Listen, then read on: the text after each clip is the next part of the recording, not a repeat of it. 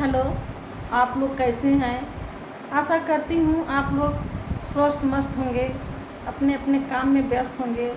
थोड़ा हमारे गीत पर ध्यान दीजिए आप लोग, और लाइक कमेंट शेयर करिए। व्यूज नहीं आता है, अच्छा नहीं लगता है। थोड़ा हमको भी आगे बढ़ाइए आप लोग। और मैं एक दहेज गीत गाने जा रही हूँ, कमेंट में बताइएगा आप लोग गीत कैसा था। हमारे हौसला को बढ़ाइए। आप ही लोग से तो सबका बढ़ता है, मेरा भी बढ़ेगा। बेटा के पापा दलिदर वही बाटै हो माई, रुपया के कारण बेटा के बेचत बाड़ै हो माई, रुपया के कारण बेटा के बेचत बाड़ै हो माई, रुपया के कारण बेटी का पापा साहेबवा बाड़ै हो माई, तौली बिछाई के नोटिया गिनत बाड़ै हो माई, तौली बिछाई के नोटिया गिनत बाड़ै हो माई, तौली बिछाई के नोटिया। माचिया बैठल सुहवा हंसत बाड़ी हो माई, पापा हमके नौकर खरीदत बाड़ै हो माई, पापा हमके नौकर खरीदत बाड़ै हो माई, पापा हमके नौकर।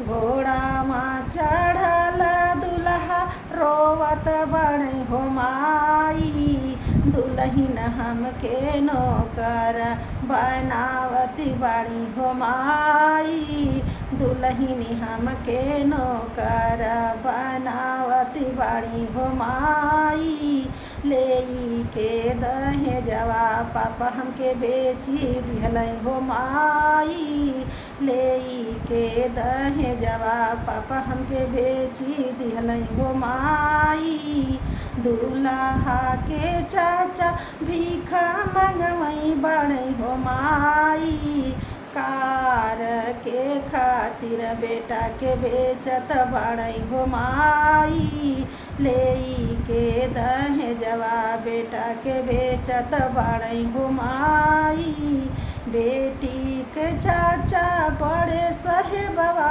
बाड़ै हो माई, बैंक से निकाली के नोटिया गिनत बाड़ै हो माई, बैंक से निकाली के नोटिया गिनत बाड़ै हो माई, माचिया बैठाली सुहवा हंसत बाड़ी हो माई, चाचा हमके नौकर खरीदी दिहलै हो माई, चाचा हमके नौकर खरीदी दिहलै हो माई, चाचा हमके नौकर। घोड़वा चढ़ल दुल्हा रोवत बाड़ै हो माई, दुल्हन हमके नौकर बनाई लिहनी हो माई, दुल्हन हमके नौकर बनाई लिहनी हो माई, रुपया के कारण चाचा हमके बेची दिहलै हो माई, रुपया के कारण चाचा हमके बेची दिहलै हो माई, बेटा का भैया बड़े भिख मंगवा बाड़ै हो माई, रुपया के कारण भैया के बेचत बाड़ै हो माई, रुपया के कारण भैया के बेचत बाड़ै हो माई, रुपया के कारण दुल्हन का भैया इंजीनियर वही बाड़ै हो माई, खोली खोली अटैची नोटिया गिनत बाड़ै हो माई, खोली खोली अटैची नोटिया गिनत बाड़ै हो माई, खोली खोली अटैची नोटिया। सब हम माचिया बैठाली सुहवा हंसती बाड़ी हो माई। भैया ड्राइवरवा खरीदी दिहलै हो माई। भैया ड्राइवरवा खरीदी दिहलै हो माई। भैया हमके नौकर खरीदी दिहलै हो माई। कार चढ़ल दुल्हा रोवत बड़ी हो माई। दुल्हन हमके ड्राइवर बनाई लिहली हो माई।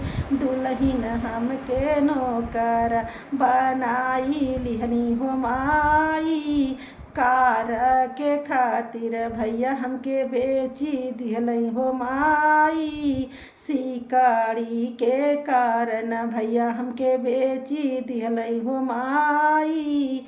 अंगूठी के कारण भैया हमके बेची दिहलै हो माई।